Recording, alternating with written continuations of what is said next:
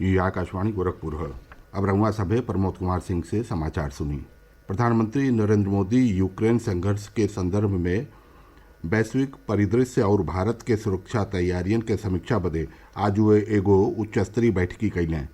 ए बैठकी में रक्षा मंत्री राजनाथ सिंह, विदेश मंत्री सुब्रमण्यम जयशंकर, वित्त मंत्री निर्मला सीतारामन, राष्ट्रीय सुरक्षा सलाहकार अजीत डोभाल और सीनियर अधिकारी मौजूद रहने।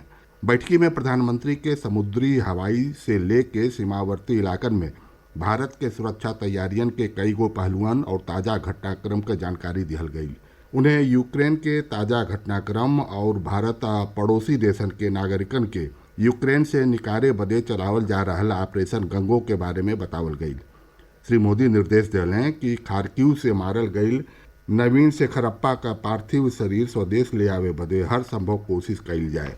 संसद का बजट सत्र का दूसरका फेरा बहने से शुरू हुई। ई 8 अप्रैल ले चली। एह दौरान 19 बैठकी हुई। दोनों सदन का कार्रवाई दिन में 11 बजे शुरू हुई और संध्या 6 बजे ले चली। हमारे संवाददाता बतौले हमें कि देश में कोरोना संक्रमित लोगन का संख्या घटले के नाते ये फैसला कईल गयल हो। संसद का बजट सत्र के दूसरका फेरा के दौरान कई महत्वपूर्ण विधेयक पेश भइले के संभावना हुए। एहमे वित्त विधेयक 2022, प्रतिस्पर्धा संशोधन विधेयक, पेंशन कोष नियामक और विकास प्राधिकरण संशोधन विधेयक, राष्ट्रीय दंत आयोग विधेयक और ऊर्जा संरक्षण संशोधन विधेयक 2022 शामिल हुए। संसद का बजट सत्र 31 जनवरी के राष्ट्रपति रामनाथ कोविंद के संबोधन के साथ शुरू भइल रहे। संसद का पहला फेरा 11 फरवरी रे चलल और एह दौरान कुल 10 बैठकी भइल। एह सत्र में राज्यसभा के कामकाज बदे औरियो 19 घंटा आवंटित कईल गईल हो। बजट सत्र के दूसरका फेरा के दौरान दोनों सदन अपने चैम्बर और दीर्घन के उपयोग जारी रखी हैं।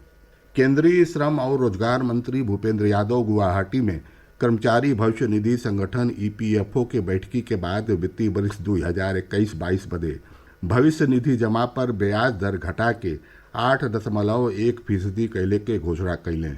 इससे पहले संगठन के ट्रस्टियन के बैठकी में ब्याज दर के 8.5% से घटा के 8.1% कैले के फैसला कैल गई। केंद्रीय मंत्री कहलें कि सरकार कमजोर वर्ग के कल्याण बदे प्रतिबद्ध हो। वहाँ के यो कहनी कि बैठकी के दौरान श्रमिकन के बीमारियन पर शोध बदे केंद्र बनौले और कई गो अस्पताल परियोजनन पर चली रहल काम के आगे बढ़ावले पर मंजूरी दिहल गई। वहाँ के EPFO के उपभोक्ता लोगिन के पेंशन से जुड़ल दावन के निपटौले के क्षमता बढ़ावे बदे ESIC में एगो डैशबोर्ड विकसित कैलहू के जानकारी दिलें। सड़क परिवहन और राजमार्ग मंत्री नितिन गडकरी कहले हमें कि ऑटोमोबाइल कंपनी 6 महीना में मिश्रित ईंधन यानी फ्लेक्स ईंधन से चले वाले वाहनन का निर्माण शुरू कर देई।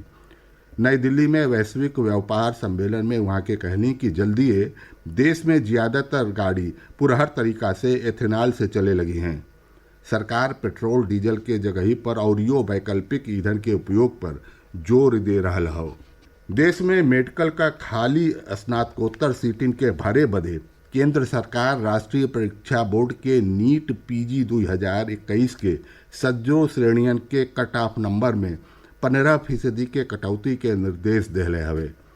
ये फैसला राष्ट्रीय चिकित्सा आयोग के सलाह से लिहल गई हो। अखिल भारतीय और राज्य स्तर पर 2 दौर के काउंसलिंग के बादो 8,000 से बेसी सीट खाली हो। उत्तर प्रदेश परिवहन निगम होली के त्यौहार के देख के 15 से 21 मार्च के बीच औरियो बसन के चलावले के फैसला कैले हो। निगम का प्रधान प्रबंधक अनघ मिश्रा बतौलें कि लखनऊ से औरियो बसन का संचालन आलमबाग, चारबाग, कैसरबाग और अवध बस स्टेशन से हुई। वहाँ के बतौली कि आलमबाग और कैसरबाग से दिल्ली, उत्तराखंड, राजस्थान, पंजाब खातिर औरियो AC बस चली हैं। राज्यपाल और कुलाधिपति आनंदीबेन पटेल प्रोफेसर अनिल कुमार श्रीवास्तव के प्रदेश के पंडित दीनदयाल उपाध्याय पशु चिकित्सा विज्ञान विश्वविद्यालय और गौ अनुसंधान संस्था मथुरा का कुलपति नियुक्त कैले हैं। प्रोफेसर अनिल कुमार श्रीवास्तव इस समय एनिमल साइंस कृषि वैज्ञानिक चयन मंडल का सदस्य हमें। प्रोफेसर श्रीवास्तव के ई नियुक्ति कार्यभार ग्रहण कैले के तारीख से 3 बरिस बदे चाहे 68 बरिस के उम्री ले जवन पहले हो तक बदे कैल गई हो। एक साथ ही ये समाचार बुलेटिन पूरा भइल। नमस्कार।